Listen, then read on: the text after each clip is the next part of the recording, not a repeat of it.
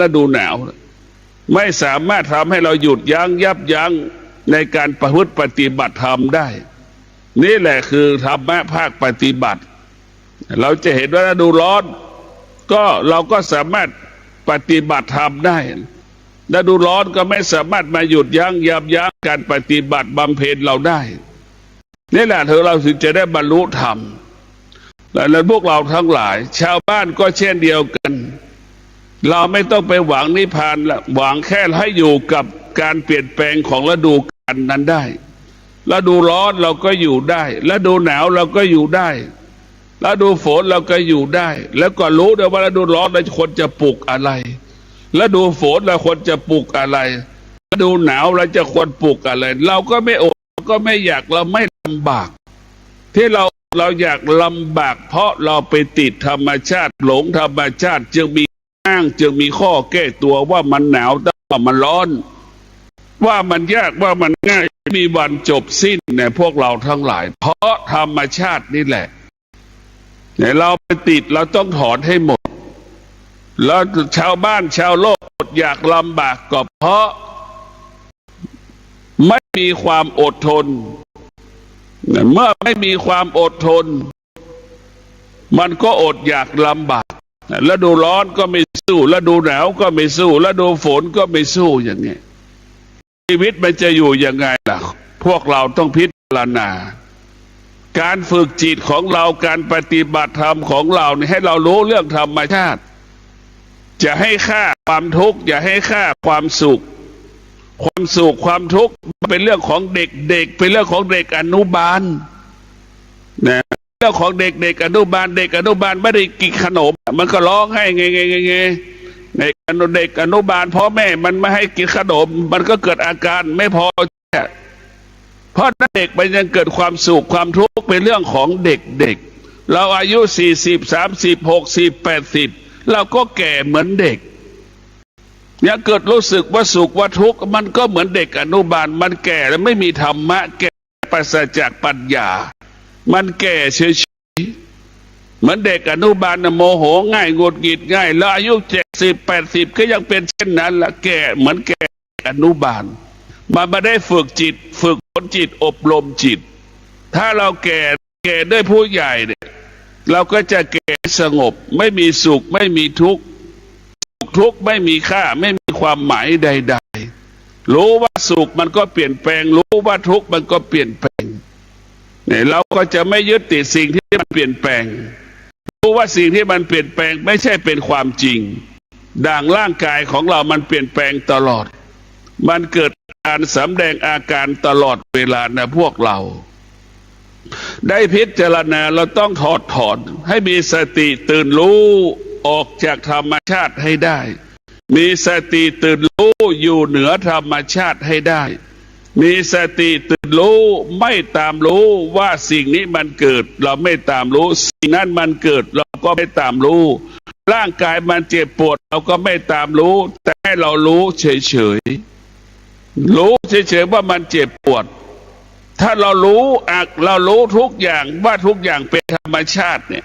เราไม่ต้องไปตอบสนองมันเราไม่ต้องไปคอยตามมันธรรมชาติมันขอให้เราหลงไหลหลอกล่อให้เราติดใจหลอกล่อให้ชื่นชมหลอกล่อให้เราดีใจเนี่ยพวกหลายหลอกล่อให้เราดีใจ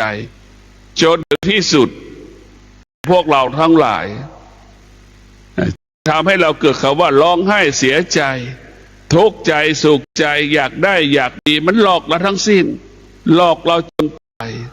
เพราะจะผู้ที่มีสติตื่นรู้อยากจะกินข้าวทุกมื้อจะกินด้วยมีสติเลี้ยงสังขารเพื่อปฏิบัติตนประพฤติตนให้เป็นคนดีไปเลี้ยงกินข้าวทุกมื้อให้พิจารณาว่าข้าวที่เรากินไปเลี้ยงสังขารเพื่อประกอบอาชีพปฏิบัติหน้าที่เอาเงินเหล่านี้มาพ่อเลี้ยงแม่เลี้ยงพี่เลี้ยงน้องเลี้ยงปู่ย่าตายายให้เราพิจารณาอย่างนี้นี่แหละคือเรากินข้าวเพื่อสร้างสรรค์กินข้าวที่เรากินเนี่ยกินที่สร้างสรรค์เราจะต้องกินข้าวให้เป็นประโยชน์ไม่ได้กินข้าวเพื่อไปกินเลี้ยงกิเลส เนี่ยพวกเราทั้งหลายส่วนเรากินข้าวเลี้ยงกิเลสตัวเองหมดอาหารไม่อร่อยเราก็ไม่กินข้าวมันแข็งก็ไม่กิน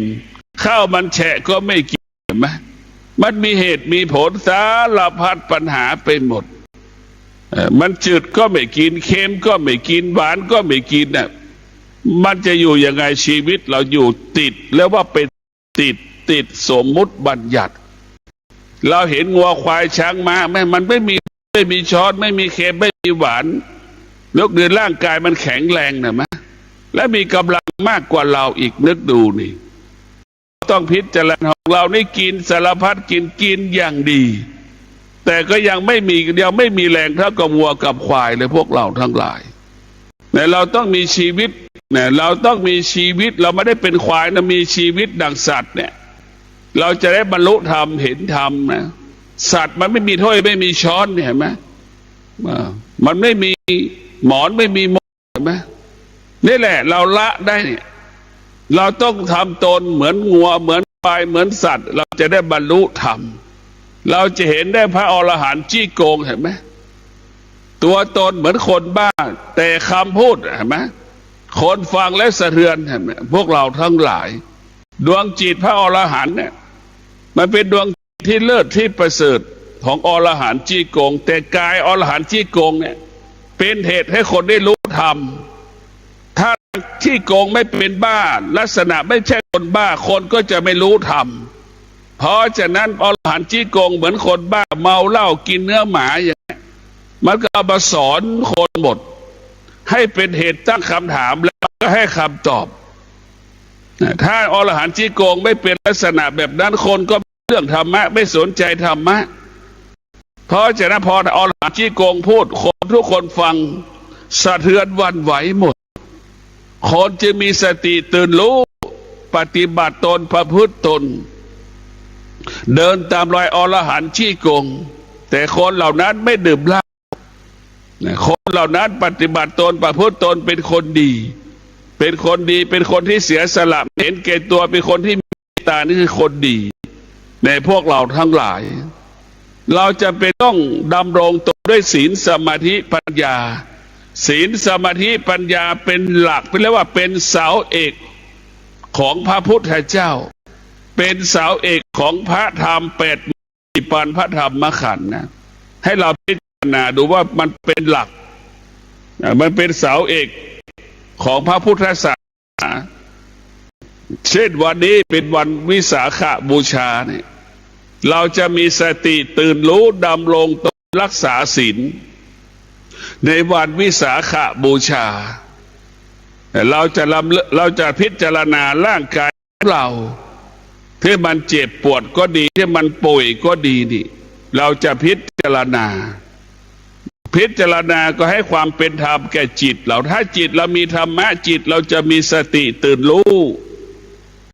มีสติตื่นรู้ว่าไม่มีใครที่ไม่แก่ไม่เจ็บไม่ตายเนี่ยจิตมันจะเตือนจิตธรรมะมันจะเตือนจิตธรรมะมันจะเตือนจิตธรรมะเปรียบเสมือนพระพุทธเจ้าจิตเราก็เหมือนคนฟังธรรมพระพุทธเจ้าจิตเรียกว่าสัทธรรมะเตือนจิตบอกให้เราสอนให้เรารู้ว่าไม่มีใครเกิดมาไม่แก่ไม่เจ็บไม่ตายไม่มีใครไม่เจ็บไม่ปวดไม่ทุกข์ไม่ทรมานไม่ลำบากไม่มีเศร้าโศกเสียใจไม่มีใครมาแล้วเกิดมาแล้วไม่พลาดพลาดก็ไม่มีเพราะฉะนั้นพวกเราทั้งหลายธรรมะเนี่ยมันบอกมันสอนเราให้เราเข้าใจไม่ให้เราไปยึดติดสิ่งที่มันปรากฏเกิดขึ้นในกายในจิตนะให้เราเปื้องมันนะให้มันปลดเปื้องให้หมดอะไรที่เป็นธรรมชาติเราจะดับเราจะระงับเราจะชำระเราจะล้างเพราะธรรมชาติเป็นสิ่งสกปรกนะธรรมชาติเป็นสิ่งสกปรกธรรมะเป็นสิ่งที่สะอาดในพวกเราทั้งหลายธรรมะเหมือนทองคำมันจะอยู่ที่ไหนมันก็สะอาดในพวกเราทั้งหลายทองคำได้เป็นสิ่งที่สะอาดธรรมะก็เป็นเช่นนั้นแหละเหมือนทองคำในพวกเราทั้งหลายพวกเราธรรมชาติก็เหมือนเศษเหล็กเหมือนเหล็กในธรรมชาติสกปรกแต่พวกเราทั้งหลายต้องพิจารณา เราต้องพิจารณาทุกวันว่าธรรมะเป็นสิ่งที่สะอาดธรรมชาติเป็นสิ่งที่สกปรกเราจะอยู่กับธรรมชาติหรือจะอยู่กับธรรมะธรรมะเป็นของเย็นธรรมชาติเป็นของร้อนเราจะเลือกเอาเราจะอยู่เราจะเอาของร้อนไว้ในกายในจิตหรือเราจะเอาของเย็นไว้ในกายในจิตเราจะอยู่กับความเย็นแล้วเราจะอยู่กับความร้อนเราก็ต้องพิจารณาเรารู้แล้วว่าธรรมะเป็นของเย็นธรรมชาติเป็นของร้อนใช่ไหมอะไรเป็นของร้อนกันตาของเราเป็นของร้อนทะเลาะกันทุกวันตาชกต่อยตีกันกับพ่อตานะหมดเนื้อหมดตัวกับพ่อตาเนี่ยตามันจึงเป็นของร้อนจะเป็นนรกก็อยู่ที่ตาที่หมดตกต่ำลำบากก็เพราะตาอดอยากหลับก็เพราะตาพ่อตามันหลงนะพวกเราทั้งหลายนี่แหละตามันจึงเป็นของร้อนหูมันก็เป็นของร้อนทะเลาะเบาะแว้งขัดแย้งชกต่อยตีกันได้เสียก็อยู่ที่หูอีกในยุคปัจจุบันเนี่ยเป็นยุคที่ใช้หูแทนปากในพวกเราทั้งหลายใช้หูแทนปากเพราะเราโทรศัพท์เนี่ยเอาหูพิจารณาเสียงเนี่ยพวกเราต้องพิจารณาเนี่ยเราหมดเนื้อตัวอยู่ที่ไหนตาหูจมูกลิ้นกายใจเนี่ยเรียกว่าตาเราเนี่ยมันวิบัติหูเราวิบัติจมูกเราวิบัติลิ้นเราวิบัติมันจึงทำให้เราหมดเนื้อหมดตัวก็เพราะสิ่งเหล่านี้มันเป็นเสือตาเราเป็นเสือเห็นไหมมันกินเราหมดทรัพย์สมบัติที่เรามีมันกินหมดมันหลอกเราหมดเราจะต้องฝึกตาของเรานี่เป็นเรียกว่าฝึกตาเราให้เป็นตาผู้รู้ฝึกหูของเราเป็นหูผู้รู้ฝึกจิตฝึกจมูกของเราเป็นผู้รู้ฝึกลิ้นของเราเป็นผู้รู้เนี่ยถ้าเราฝึกสิ่งเหล่านี้ได้ในระบบทั้งหลายตาเห็นรูปมันก็ไม่ยึดติดอย่างนี้ฝึกมันหูได้ยินเสียงเราก็ไม่ให้มันยึดติดอย่างนี้นี่คือการฝึกจมูกสัมผัสกับกลิ่นเราก็ไม่ให้จมูกไปยึดติดในกลิ่นลิ้นไปสัมผัสกับรสชาติอาหารเราก็ไม่ให้มันยึดติดเนี่ยถ้าเราไม่สอนมันมันเป็นมันเราไม่ให้มันยึดติดมันก็ไม่ยึดติดในพวกเราทั้งหลายมันไม่ยึดติดหรอกเหมือนฝรั่งไม่เห็นน้ำพริกมันไม่ยึดเลยมันไม่รู้อะไรอย่างนั้นแหละฝรั่งมันก็รู้แบบนั้นคือเราสอนมาเราฝึกได้แต่ถ้าฝรั่งเห็นแอมเบอร์เกอร์เนี่ยมันสนใจใส่ใจแล้วเห็นไหมเห็นพิซซ่าเนี่ยฝรั่งมันสนใจใส่ใจอย่างนี้เราฝึกที่เราฝึกเราฝึกเป็นเราฝึกอย่างไรมันก็เป็นแบบนั้นเราจะต้องฝึกอายตนะของเราดิไม่ให้มันติดสิ่งที่มันรู้ทั้งหมดเราจะให้อายตนะของเราอยู่เหนือสิ่งที่เรารู้ทั้งหมดเมื่ออายตนะของเรามันเป็นผู้รู้มันจะไม่ยึดติดรู้คืออะไรว่าไฟมันร้อนมันจะไม่จับไฟมันร้อนมันจะไม่จับของมันเน่ามันเหม็นมันก็ไม่อยู่ใกล้มันจะไม่สูดดมแต่ทุกวันนี้เราไปสูดดมมันนะของที่มันเหม็นเราก็ยังสูดเหมือนคนสูบยาเสพติดเนี่ยแล้วก็รู้อยู่นั่นแหละเป็นของร้อนนะพวกเราเพราะฉะนั้นพวกเราต้องพิจารณาธรรมชาติก็หมายถึงกิเลสนั่นแหละเป็นของร้อนทั้งสิ้นธรรมะทั้งปวงเป็นของเย็นเราจะเห็นนะว่าธรรมะเนี่ยเป็นน้ำธรรมชาติเนี่ยมันเป็นไฟเราจะต้องเอาใช้น้ำแหละเป็นดับไฟเราจะเป็นต้องใช้ธรรมะคือความอดทนเป็นดับความโมโหของเราไประงับความโลภความโกรธความหลงของเรานี่เราจะเป็นต้องใช้ธรรมะเท่านั้นเพราะนั้นธรรมะก็คือความอดทนนี่แหละจะเป็นดับไประงับมันเราจะสังเกตว่าความอดทนเปรียบเสมือนน้ำเนี่ยพวกเราทั้งหลายโมโหหงุดหงิดเปรียบเสมือนไฟเราจะเป็นต้องใช้น้ำในเป็นดับไฟนะพวกเราทั้งหลายเราจะเป็นต้องมีสติรู้สึกตัวตื่นออกจากธรรมชาติมีสติรู้สึกตัวตื่นออกจากความโลภความโกรธความหลงที่มันปรากฏเรามีสติที่จะบำเพ็ญเพียรต่อสู้กับความอยากที่มันปรากฏเช่นวันนี้วันพระ เราจะงดฉัน1 มื้อนี่เราต้องมีสติให้สัจจะวันนี้เราจะงดฉัน1 มื้อเราจะเดินจงกรม30 นาทีเราจะพัก30 นาทีเราจะนั่งสมาธิ30 นาทีเนี่ยเราจะให้สัจจะเลยว่า30 นาทีเราจะทำสิ่งนี้เวียนนั่ง30คือนั่งพักผ่อน30 นาทีแล้วเราก็นั่งสมาธิ30 นาทีแล้วก็เดินจงกรม30 นาทีเนี่ยทั้งวันเราจะดำรงตนเช่นนี้นี่แหละสติสัจจะต้องทำถ้าเราไม่ทำแบบนี้เราก็จะแพ้กิเลสจะแพ้กิเลสเมื่อเราไปเข้ากรรมฐานสัก40 ปีนี่พระรุ่นพี่เนนรุ่นพี่เนี่ยก็จะทำตนทุกวันพระจะฉันเกลือเนี่ยเป็นน้ำเอาน้ำเกลือเลยบางๆไปรุ่ยไปเลี้ยงในร่างกายฉันน้ำเกลือเอาเกลือไปแช่น้ำกินแต่น้ำเกลือแล้วก็เดินจงกรมนั่งสมาธิพักผ่อนอริยบทเดินนั่งแล้วก็พักอย่างละ30 เดินนั่งพักเดินนั่งพักทั้งวันในทั้งคืนวันนี้ทั้งวันคืนอีกทั้งคืนจะต้องทำแบบนี้ตลอดเวลานี่แหละถ้าเราไม่ฆ่ากิเลสแบบนี้ไม่ได้นี่พวกเราทั้งหลายเราต้องมีบำเพ็ญสัจจะที่จะปฏิรูปตัวเองถ้าเรามีสติสัจจะเราจะไขปัญหาอุปสรรคที่มันเกิดขึ้นกับชีวิตเราได้เรามีสติเรามีสัจจะเราจะสามารถพัฒนาชีวิตเราได้เปลี่ยนแปลงชีวิตเราได้สติสัจจะนี่มันสำคัญนะพวกเราเมื่อเรามีสติเมื่อเรามีสัจจะแล้วนี่ความดีงามความงอกงามก็เกิดขึ้นในกายในจิตสติสัจจะวิริยะขันติมีค่าเท่ากับสบู่ที่เราชำระล้างร่างกายของเราเห็นไหมให้ร่างกายของเราสะอาดสติสัจจะวิริยะเท่ากับยาสีฟันที่เราแปรงฟันชำระล้างฟันของเรานั่นแหละเท่ากับน้ำยาล้างหูเท่ากับน้ำยาล้างปากล้างตาเรานั่นแหละพวกเราทั้งหลายเท่ากับน้ำยาสระผมเราเห็นไหมเท่ากับน้ำยาดับกลิ่นนั่นแหละ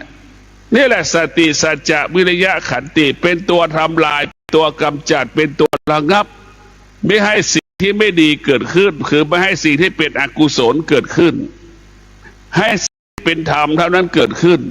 เราจะนั่งสมาธิเราต้องเอาธรรมเรานั่งสมาธิเราต้องเอาธรรมะมากำกับธรรมะก็หมายความว่าเรานั่งสมาธินี่เราก็ต้องมีสติสัจจะวิริยะขันติมากำกับกายของเรามากำกับจิตของเราจะต้องนั่งสมาธิครบ45 นาทีระหว่างนั่งสมาธิ45 นาทีข้าพเจ้าจะไม่ขยับเท้าขวาเท้าซ้ายนี่คือสติสัจจะวิริยะขันติถึงแม้มันจะเจ็บมันจะปวดเราจะขยับเท้าขวาเท้าซ้ายเราจะสงบรู้ความเจ็บปวดเท่านั้นเราจะใช้สติสัจจะวิริยะขันติไปควบคุมความเจ็บปวดของเท้าขวาเท้าซ้ายที่เรานั่งสมาธิอยู่นี่แหละคือเรานั่งสมาธิเราจะมีสติสัจจะไปควบคุมกายเราจะมีสติสัจจะไปควบคุมมือเราจะไม่ขยับมือขวามือซ้ายเราจะมีสติมีสัจจะเราจะไม่ขยับมือขวามือซ้ายจนกว่าครบ45 นาทีนี่แหละคือสติสัจจะในพวกเราทั้งหลายเราจะพูดอย่างนี้ตลอดเวลาจิตมันหงุดหงิดอึดอัดเราก็จะต้องมีสติสัจจะไปควบคุมจิตในสติสัจจะวิริยะขันติควบคุมจิตควบคุมกายจนถึงที่สุดเราก็สามารถนั่งสมาธิครบ30 นาทีมันไม่เป็นสมาธิก็ช่างมันแต่เราสามารถควบคุมเราสัจจะนี่คือธรรมะที่เราได้ธรรมะก็คือสัจจะเราสามารถครบ45 นาทีโดยไม่ต้องขยับเท้าขวาเท้าซ้ายเราไม่ขยับมือขวามือซ้ายนี่แหละธรรมะมันเกิดขึ้นตรงนี้นะโดยอาศัยคำว่าสมาธิเฉยๆเรานั่ง100 คน สมาธิมันแทบจะไม่เกิดมันจะเกิดน้อยมากสิ่งที่มันเกิดขึ้นทุกวันก็คือ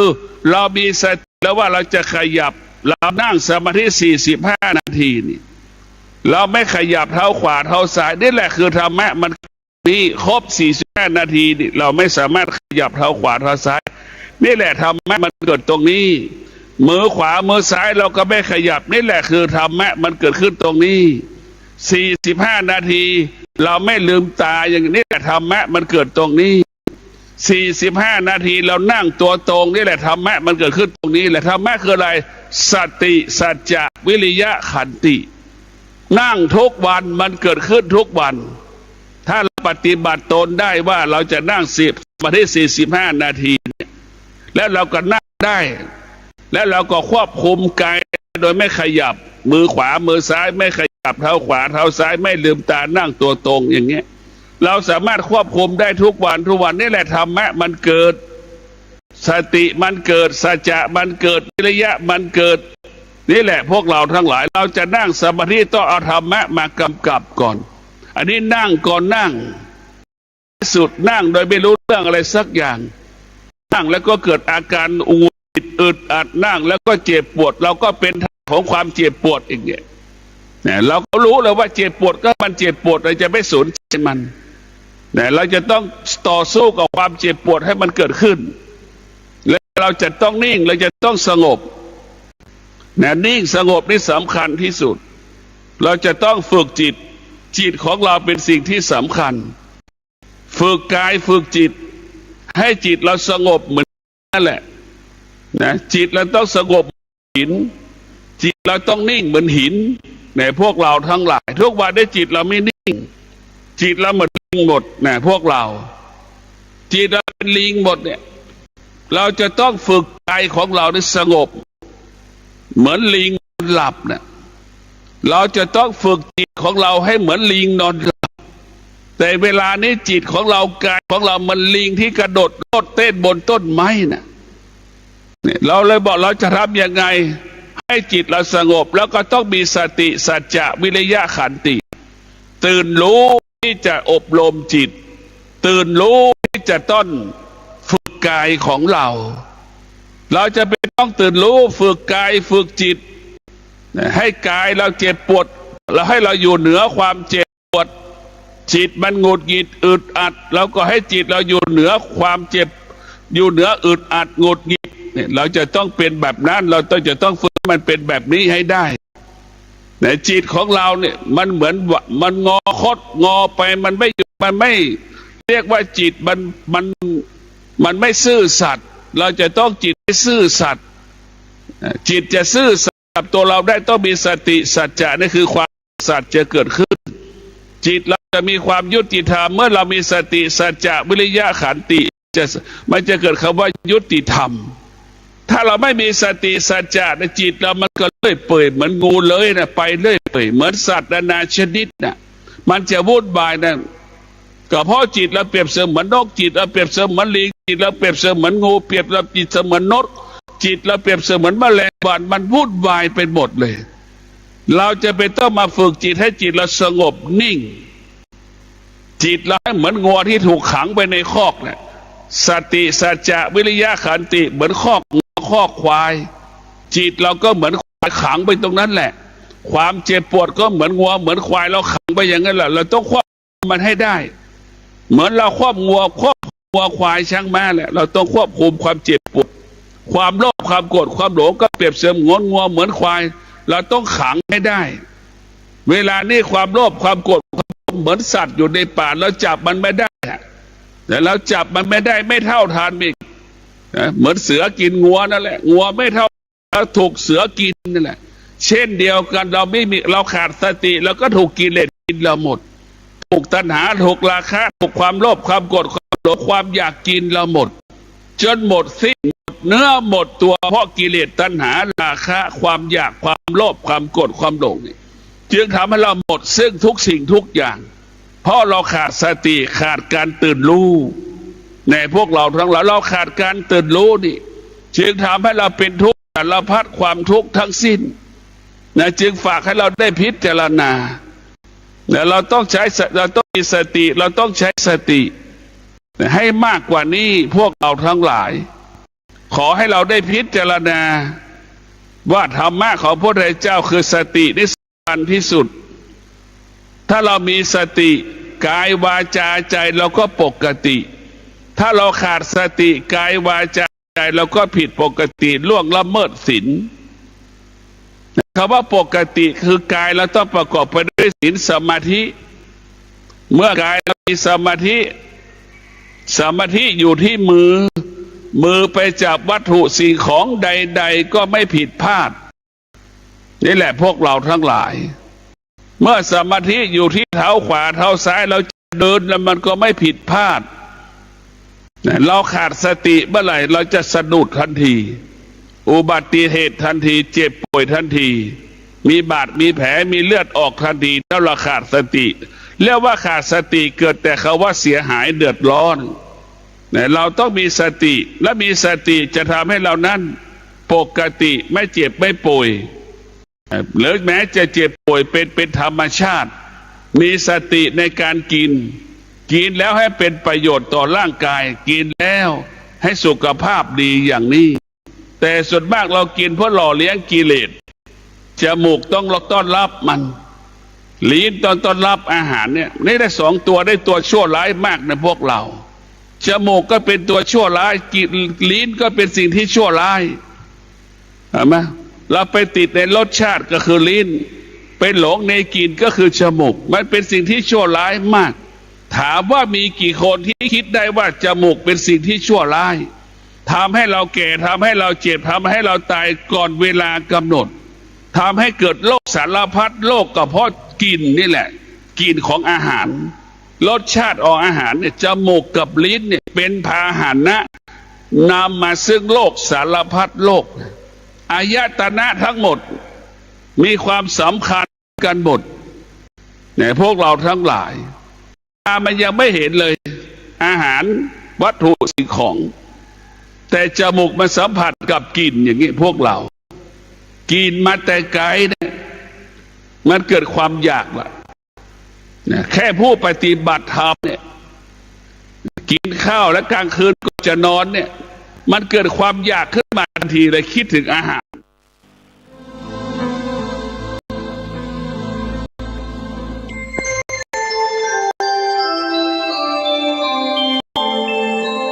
ขณะนี้ท่านกำลังฟังสถานีวิทยุกระจายเสียง FM 104.5 เมกะเฮิรตซ์